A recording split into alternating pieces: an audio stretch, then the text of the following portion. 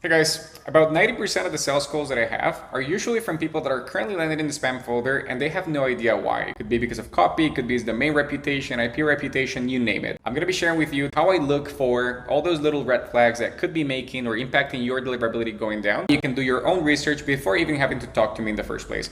So let's jump right into it. I have a set of 5 different tools that are all open source. Everybody already knows about MX Toolbox. I currently use Whois for checking where the domains are hosted, where the IPs are hosted. Domain H, just to see if maybe you're falling into the spam folder because your domain is rather new. ChatGPT, you cannot go wrong with ChatGPT. And also Mailreach for some specific things. I'm going to be making a few series of videos talking about how I use all of these tools to define where your provider is buying their domains from, if they're pointed to Cloudflare, where they buying them, so on and so forth, just to get you guys like more transparency into figuring out if whatever your providers is saying is actually confirmed to be true. I personally do enjoy doing placement testing because it flags things very easily. So you have your SIT list, you have a unique identifier in your email, and then it tells you if you're going into the spam folder or into the inbox folder. One thing that, for example, Instantly or Smartly don't necessarily give you are the original headers, where some emails might be going into the inbox folder or some others might not. I'm gonna take an example here. I was testing this account for one of our clients. There was like 1 to 2 emails that were going into the spam folder, right? So in this case, this was going into the spam folder. In this other one, they were not, right? Like it was just one single isolated case, which generally means that there is a larger thing to uncover. A lot of you might not know, but if you click on the actual email of the SID list, you're gonna get all the email headers. And what I generally like doing is just clicking on the full thing. All the way down, you're gonna see in the last 2 options, the Microsoft anti-spam and then the anti-spam mailbox delivery, right? So they can be indicators as to whether you're going to the spam folder or not. Usually the only thing that I do is I go into ChatGPT and I ask, I'm going to share 2 email headers from the main mailbox and domain. This went to spam. And then if I have different results all the way, such as again, not 100% inbox or not 100% spam, I'll grab any of these others that actually went into the inbox folder and I'll scroll all the way down until I get everything.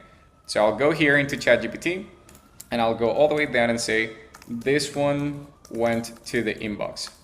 I'll paste it and then I'll just wait until ChatGPT tells me what are the main differences between the tenants, maybe the main difference between the copy, why in this case it got into the spam folder and the other one did not.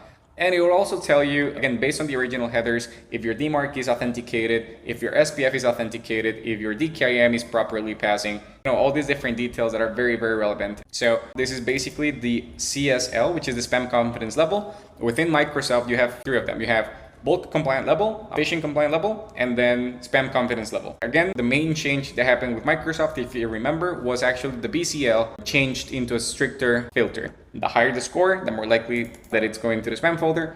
The less score, basically not spam. It seems like this specific IP was identified as risky versus not. Essentially, with ChatGPT, you can see all the different causes. For example, if one email got into the spam folder and what did not, it kind of matches or resembles your actual sending behavior in which you're sending to multiple recipients, every single one of them in a separate tenant. And that's why, you need to do placement testing from multiple platforms. In this case, I sent to a full SIT list from the get-go, but it seems like Outlook itself flagged their own server within the same IP range, the 32, to prior spam reports or content issues. So in this case, they might be better off just going in, calling Microsoft and telling them to change their IP ranges, because they're not really sending any outbound emails or marketing emails from that specific domain. Now, if you want to ask about DMARC, etc., well, you can use MX Toolbox. The way that I prefer to do it is basically just tell it, can you tell me about the DMARC, DKIM, and SPF from the headers? Are they all okay? If I go into MX Toolbox, lookup, I already know that this is in a Google account. If I check for the SPF, let's see if we have anything. So they do have a sending blue, which in the past is called, well, nowadays is called Brevo. So they might have been sending some marketing emails from the get-go. I can check for the DKIM. If it's normal Google account, it's actually gonna get it done quite easily. Since we don't know the selector, if I go into ChatGPT, we actually get that data. So domain key, okay, yeah, this is the domain key that they have, etc. Again, they have like a more lengthy process. The DKIM selector is Google. So this is the one authenticating it. Spam email DKIM. Let's see, the DMARC, everything passes. All the records are okay. Let's actually do a DMARC check here on the main domain. DMARC, we see that the record itself is okay. Everything checks out. In this case, it's set up on quarantine. Again, if you're very confident in your setup and the way that it's set up, I would just put it into reject. Quarantine is basically like the 50-50, which will seem a little bit better into the ESP's eyes, because it seems like you're not fooling around, right? Like you already know what you're doing.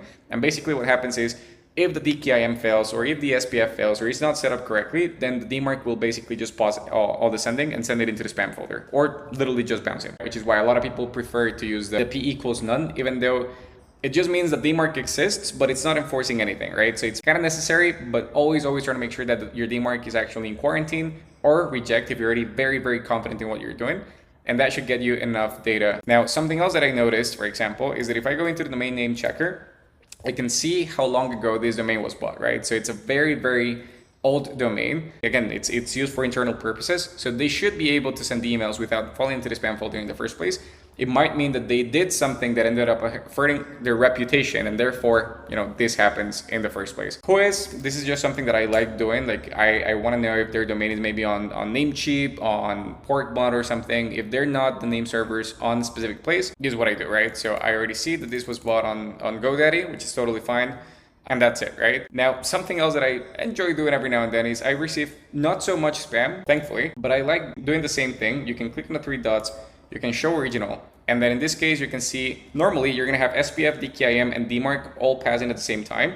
If I wanted to see where this domain is hosted or what are the MX records, I'll grab this into the Whois, and it'll tell me something like, yeah, exactly. So like arrive, this is just an IP provider. I already know that they're in Asia Pacific, listing this network service, and IP reputation, again, could be a little bit messed up. If you want to check for the blacklist checker, you can just click on the IP, check for the blacklists. It seems like it's in 2 different blacklists. Again, nothing extremely important or irrelevant in the first place, but it's still good nonetheless, at least to know or have that data. If I go all the way down here, I can copy this email to the clipboard. I already see that the message ID is actually rather funky. It's usually not how they do it, just because it's Salesforce. SFDC is basically salesforce.com.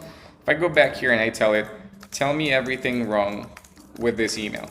The first one, it does seem like the SPF passes, which is good, at least on their side. This IP that I just shared with you is actually enabled, or they can send from that specific IP, at least on the SPF. It's somewhere here. Okay, beautiful. So they have already permitted it. There is no DKIM in the header. The emails have been sent through Salesforce. Now, the DMARC in this particular case, it doesn't exist. And since the DKIM is failing or missing, the DMARC might fail and require some alignment. At this particular case, it has a strict DMARC policy, which is actually okay. But going into what I was saying earlier, if your P is equal none, this email might have still gone through, but because it is set up on reject or quarantine, their own setting made it go into my spam folder, right? So it's very, very important to have those data points. If I click into the original email, yet again, I'll basically be able to take a look into MX Toolbox. I want to do a quick MX lookup to see what they're sending from, where they're sending. This seems to be an IP from GoDaddy. Let's do a DMARC lookup just to show you. Interesting. Doesn't seem like DMARC is either passing, which kind of makes sense based on the GPT search. And DKIM selector, I cannot see any DKIM. Let's see. Yeah, no DKIM. Let's talk about DMARC. No DMARC either, right? So this email has a lot of things going for them that are not necessarily permitted. Again, in this case, you can see that it says the SPF passes because it is a permitted sender. Let's take a look into the different example. Maybe this one. Let's see. So I'm going to do show original. In this particular case, it's actually more like what usually shows around. So SPF, DKIM, and DMARC. Generally, if you have one of these records not 10 out of 10, they will not pass. They will say fail. However, there could be some things that could indicate that maybe the DMARC is not set up correctly or the DKIM is not set up correctly. Yet again, what we do, we grab the domain itself. We go into MX Toolbox. I'll just do a quick MX because it will tell me which server they're using for sending emails.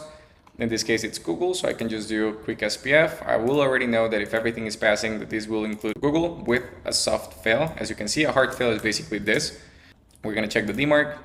P equals quarantine. The syntax is okay. Everything is okay. Yeah, this is okay. And this is what I was talking about. Having a specific mailbox that you can send all the DMARC failure notifications to. Not that it does anything, but it just looks a little bit more legit. If we take a look into the DKIM, let's see if we can actually get it. There we go. That is actually how you look for things in Google. It does seem like everything is 10 out of 10, right? So this email might have gotten into the spam folder because again, this is a very, very easy to figure out pattern. Messages like this were identified as spam in the past. A few things that I see from the get-go, lots of uses of bold text, different colors. So this is very like HTML heavy. So that is one way that you can start checking not only your current spam folder just to figure out what the hell people are using, but also to find out what your providers like that you're getting your mailboxes from are using. Generally, again, the reason why I do these sort of videos is to share with people the basics or the tools that they can use to defend themselves in case they want to do their own due diligence and maybe they don't trust their provider enough, right? Like maybe there is something going wrong. This is the best way to check it. And for example, if I were to click here on this domain, I just want to cross off the domain age. Again, very, very simple to do it. Just select it, 2 years old. So whoever sent me this email, most likely you're falling into the inbox folder, but the content itself that you're sending out is what's making you go into the spam. Guys, thank you very much for watching this long video. Hope that this was enjoyable, and if you have any questions, again, please feel free to reach out. I love making these sort of videos where I go into the nitty-gritty as to what people use, what they don't use, and so on and so forth. Thank you very much, and until next time.